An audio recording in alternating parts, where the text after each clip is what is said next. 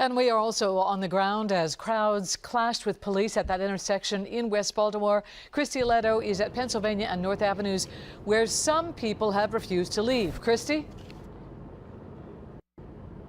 Yeah, Denise, when Nate and I first got here, we saw a large group of people standing here again at this intersection, almost facing off with police officers. At one point, we saw residents kind of hurl water bottles and, again, large objects at officers. In return, they threw canisters that kind of set off smoke at the intersection. Now, right where you're looking at is just a line of officers. Obviously, their tanks, for the most part, those residents have cleared out. It's just a lot of media, but here, again, they are trying to make sure that people do not come back to this intersection, because this was at the heart of yesterday's riots. Understandably so, we remember the CVS pharmacy that was looted before it was set on fire. And you know, for the last 24 hours, Baltimore has been trying to clean up, move forward, pick up the pieces. And today, a lot of people came here to do just that and still have those protests, but try to do it peacefully.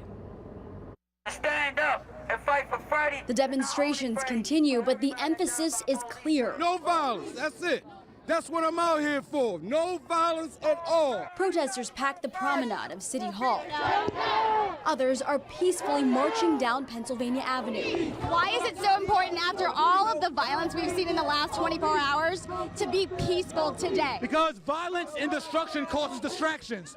We don't want to distract the world from the fact that 6 police officers know what happened to Freddie Gray. Gray was critically injured while in police custody before dying a week after his arrest. But it wasn't until his burial that violence and riots swept the city. Talk to me about the difference between yesterday and right now. The only difference between yesterday, as you can see, they letting us do what we do. We peacefully protested. Dorian Vaughn watched teens hurl rocks at police at Mundaumen Mall before rioters trashed local stores and pockets of the city burned to its knees. North Avenue in Pennsylvania bore the brunt. They were trying to make a point to the police, which impacted on us, because that was our neighborhood they trashed. They destroyed, not even trash. It's just a completely different energy. We watched things unfold yesterday, and we said that we can't let that happen. The intersection, once illuminated with police lights, now a place of peaceful protests.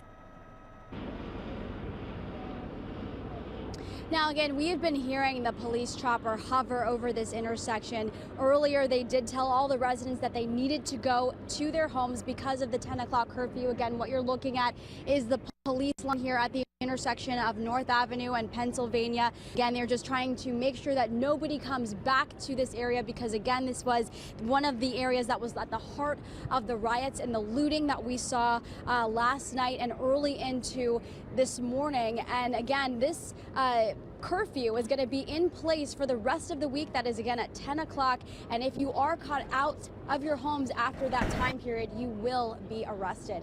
Reporting live in West Baltimore, Christie Ileto, WJZ Eyewitness News. So very quickly, Christie, all I see is media and police. I don't see any other people there.